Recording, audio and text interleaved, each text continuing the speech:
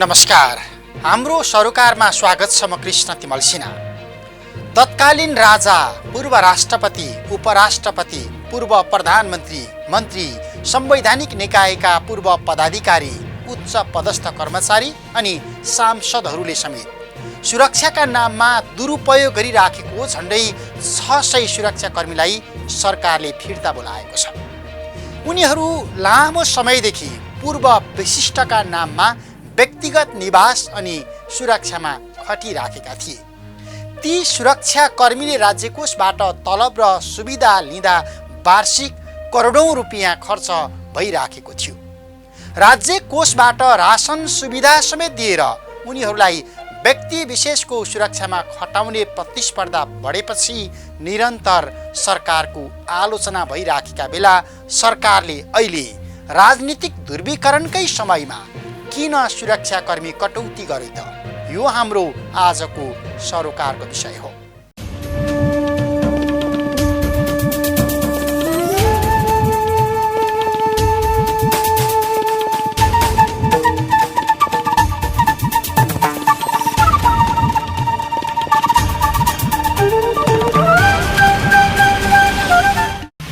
तत्कालीन राजा, पूर्व राष्ट्रपति, उपराष्ट्रपति, पूर्व प्रधानमन्त्री, मन्त्री, संवैधानिक निकायका पूर्व पदाधिकारीहरू, उच्च पदस्थ कर्मचारी तथा सांसदहरूले सुरक्षाका नाममा दुरुपयोग गरिरहेको झण्डै 500 सुरक्षाकर्मीलाई सरकारले फिर्ता बोलाएको छ। उनीहरू लामो समयदेखि पूर्व विशिष्टका नाममा व्यक्तिगत निवास तथा सुरक्षामा खटिएका थिए। ती सुरक्षाकर्मीले राज्यकोषबाट तलब र सुविधा लिँदा वार्षिक करोडौं रुपैयाँ खर्च भइरहेको थियो। राज्यकोषबाट राशन सुविधा समेत दिएर उनीहरूलाई व्यक्ति विशेषको सुरक्षामा खटाउने प्रतिस्पर्धा बढेपछि निरन्तर सरकारको आलोचना भइरहेको थियो। उच्च पदस्थहरूले सुरक्षाका लागि भन्दा पनि शान र रवाफका लागि सुरक्षाकर्मी राख्ने गरेको अवस्थामा सरकारले राम्रो निर्णय गरेको नेपाल सरकारका पूर्व सचिव एवं नागरिक अभियन्ता डाक्टर द्वारिकानाथ ढुङ्गेल बताउँछन्।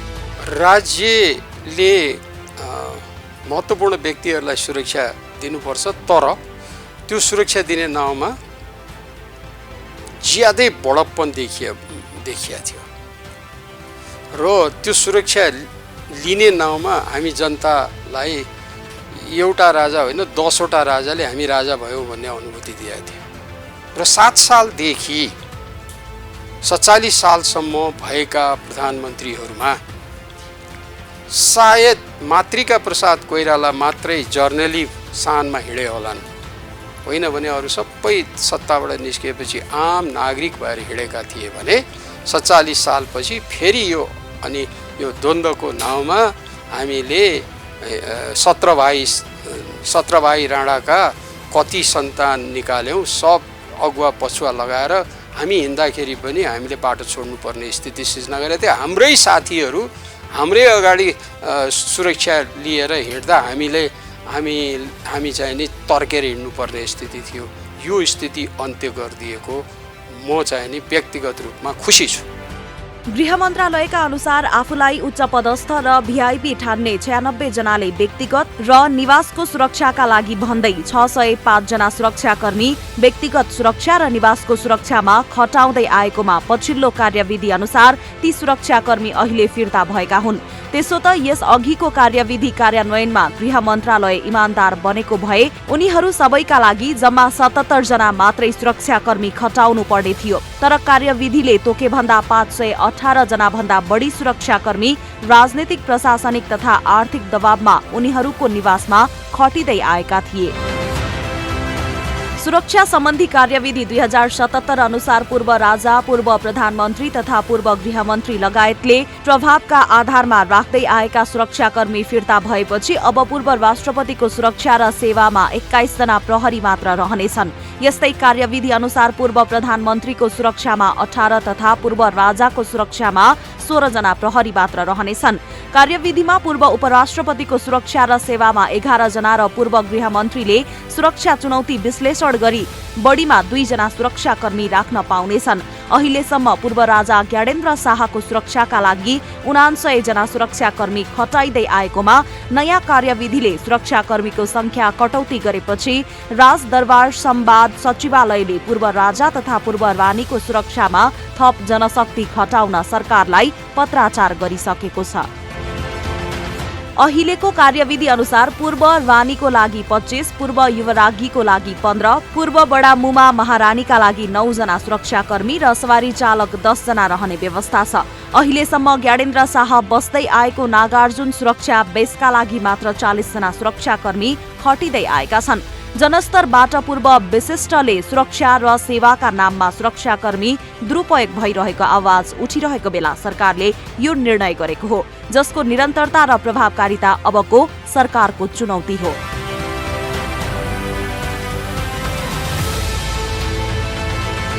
सरकारको यो निर्णयपछि नियम विपरीत सुरक्षा थ्रेडको नाममा नेता र व्यापारीसम्मको सुरक्षामा खटिएका प्रहरीका करिब 600 सुरक्षाकर्मी फिर्ता भएका छन्। गृहमन्त्री रामबहादुर थापा बादलको नेतृत्वमा बसेको सुरक्षा प्रमुख सहितको बैठकले विशिष्ट व्यक्ति सुरक्षा व्यवस्थापन कार्यविधि 2077 पारित गरेपछि नेपाल प्रहरी र सशस्त्र प्रहरीका वरिष्ठ अधिकारीले भने असहमति जनाएका छन्, किनकि कार्यविधि विपरीत प्रहरीका धेरै प्रमुखदेखि पूर्व एआइजी, डीआइजीले समेत सुरक्षाकर्मीलाई घरेलु कामदारका रूपमा प्रयोग गरिरहेका छन्, जो नयाँ कार्यविधि अनुसार अहिले धम्माधम फिर्ता भइरहेका छन्। नयाँ कार्यविधि अनुसार अब पूर्व प्रहरी प्रमुखले 2 जना मात्रै सुरक्षाकर्मी राख्न पाउनेछन्। नागरिक अगुवा तथा राज्य कोषको चरम दुरुपयोग नियन्त्रणका लागि लामो समयदेखि कानूनी नैतिक लडाई लडिरहेका अभियन्ताहरू सरकारले सकारात्मक निर्णय गरेको बताउँछन्। होइन, यो त ठिकै छ, यो गरेको राम्रो छ। अब उप प्रधानमन्त्रीहरूले पनि यो पुछेर लिएर हिँडेका थिए, पछुवा भनौँ न, पछाडि हिँड्ने गाडी, त्यसमा फेरि गाडीहरू पनि थिए, त्यो सबै निकालेको छ अहिले। र 10 वर्षसम्म गृहमन्त्रीलाई दिने भन्ने छ। 10 वर्ष 11 वर्षपछि उसले पनि पाउँदैन। र अब प्रधानमन्त्रीहरूलाई अहिले पनि धेरै छ, हेर्नुहोस्। अब किन प्रधानमन्त्री पनि धेरै छन्, 8-9 जना छन्। अब ती चाहिँ नि प्रधानमन्त्रीहरूले चाहिँ नि अहिले इन्जोय गरिरहेका छन्, तिनीलाई बढी छ। अहिले त लिखित रूपमा राजाको लागि पनि आयो, तर राजाको लागि चाहिँ के छ भने राजा राजपरिवारका मान्छेहरूलाई पनि दिनुभएको हुनाले अलिक पुगेन कि भन्ने उहाँहरूको फेरि अलिकति गुनासो पनि देखियो, गृह मन्त्रालयमा लेखिएको भन्ने कुरा। त्यस कारणले राज्यले कसलाई सुरक्षा दिनुपर्छ भन्ने कुरा राज्यले निर्णय गर्ने कुरा हो। त्यस कारणले राज्यले दिएकोमा त्यस्तो बेठिक पनि भन्नु हुँदैन, ठिकै छ। गृह मन्त्रालयले प्रहरी प्रधान कार्यालयलाई कार्यविधि विपरीत खटिएका सुरक्षाकर्मी फिर्ता गर्न निर्देशन दिइसकेको छ, तर पनि प्रहरीले अझै कार्यविधि विपरीत खटिएका सबै सुरक्षाकर्मी फिर्ता भइ नसकेको जनाएको छ।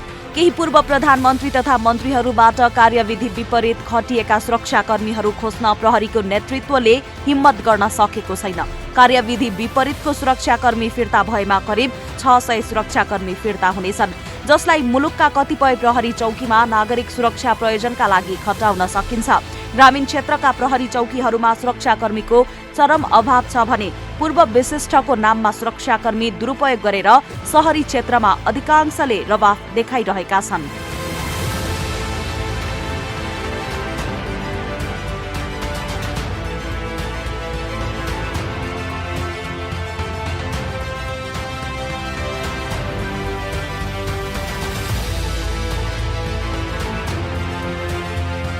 सरकारी कार्यविधि अनुसार सुरक्षा थ्रेट भएको खण्डमा पूर्व प्रधानमन्त्री, मन्त्री तथा उच्च पदस्थहरूलाई सुरक्षाकर्मी दिन सकिन्छ। विगतमा माओवादी सशस्त्र विद्रोहको समयमा सुरक्षा थ्रेट हुन सक्ने हुँदा उच्च पदस्थलाई उनीहरूको मागका आधारमा सुरक्षा विश्लेषण गर्दै सुरक्षाकर्मी दिने नीति लिएको थियो।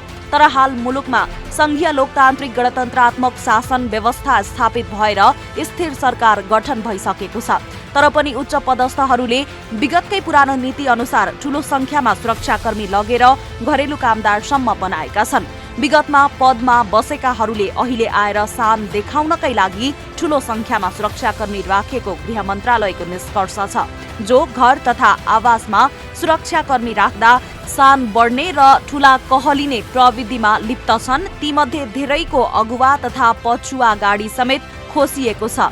गृह मन्त्रालयको पछिल्लो सुरक्षा विश्लेषण अनुसार अहिले केही पूर्व प्रधानमन्त्री बाहेक अरू कसैलाई पनि कुनै प्रकारको सुरक्षा थ्रेट छैन। सोही आधारमा नयाँ मापदण्ड बनाइएको हो।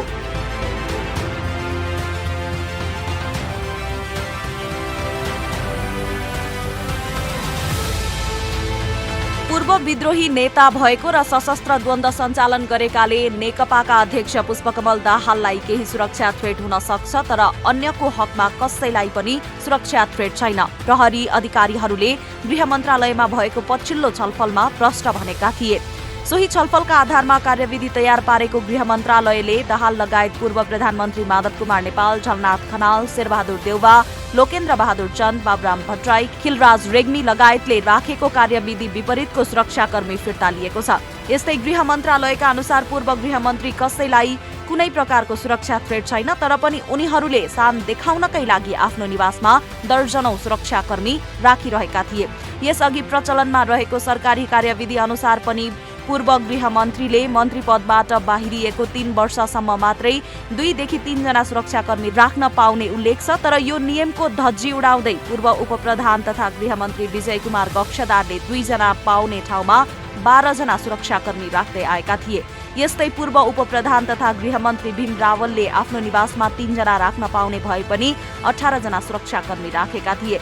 यसैगरी पूर्व गृहमन्त्री विमलेन्द्र निधिले पनि 2 जना राख्नुपर्नेमा 12 जना राखेका थिए। वामदेव गौतमले 3 जना राख्न पाउनेमा 16 जना अघिपछि लगाएर हिँड्दै आएका थिए, जबकि गौतम र रावलको कार्यविधि अनुसार सुरक्षाकर्मी राख्न पाउने समय सकिसकेको छ।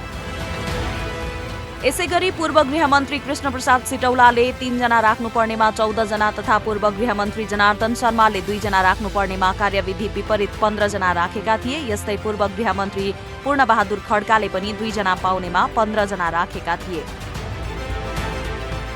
गृह मन्त्रालयका अनुसार प्रहरी घरमा थुपारेर सामाजिक रवाफ देखाउने काममा विभिन्न संवैधानिक निकायका पदाधिकारी समेत संलग्न छन्। जस अनुसार अख्तियार दुरुपयोग अनुसन्धान आयोगका पूर्व प्रमुख आयुक्त दीप बस्नेतले केही समय अघिसम्म 6 जना सुरक्षाकर्मी प्रयोग गर्दै आएका थिए।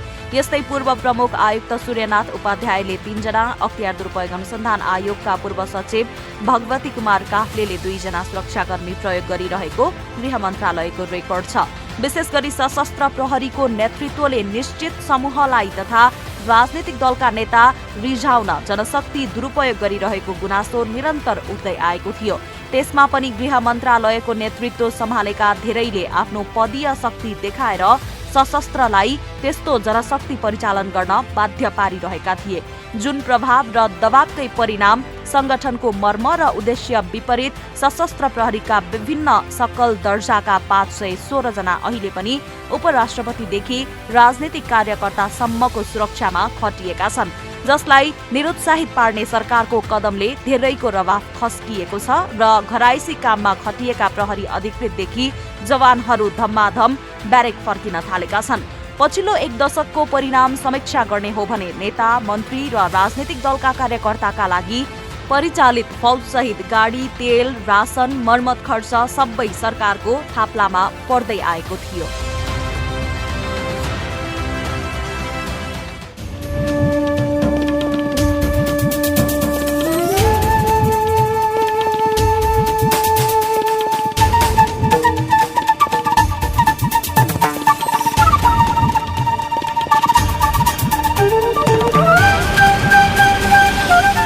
उच्च पदस्थहरूले सुरक्षाका लागि भन्दा पनि शान अनि रवाफका लागि सुरक्षाकर्मी राख्ने प्रतिस्पर्धा चलिराखेको थियो। यो अवस्थामा सरकारले राम्रो निर्णय गरेको छ, किनकि गृह मन्त्रालयका अनुसार आफूलाई उच्च पदस्थ अथवा भिआइपी ठान्ने 96 जनाले व्यक्तिगत र निवासको सुरक्षामा दुरुपयोग गरिराखेको 600 भन्दा बढी सुरक्षाकर्मी अहिले फर्किएका छन् अथवा फर्किने क्रममा छन्। एकाएक रवाफ घटेपछि केही पूर्व मन्त्रीहरूले गृह मन्त्रालयमा पत्र लेखेर धमाधम सुरक्षाकर्मी माग्न पनि थालेका छन्। तर सुरक्षा सम्बन्धी कार्यविधि 2077 पालनामा यो सरकार अब जिम्मेवार बन्नै पर्छ। यो जनस्तरबाट निरन्तर उठिराखेको गुनासो हो। हवस् त, कार्यक्रम हाम्रो सरोकारको आजको समय सकिएको छ। अर्को अङ्कमा तपाईँ हाम्रै परिवेशका सरोकारका सन्दर्भ लिएर उपस्थित हुनेछौँ। क्यापिटल टेलिभिजन हेर्दै गर्नुहोला। नमस्कार।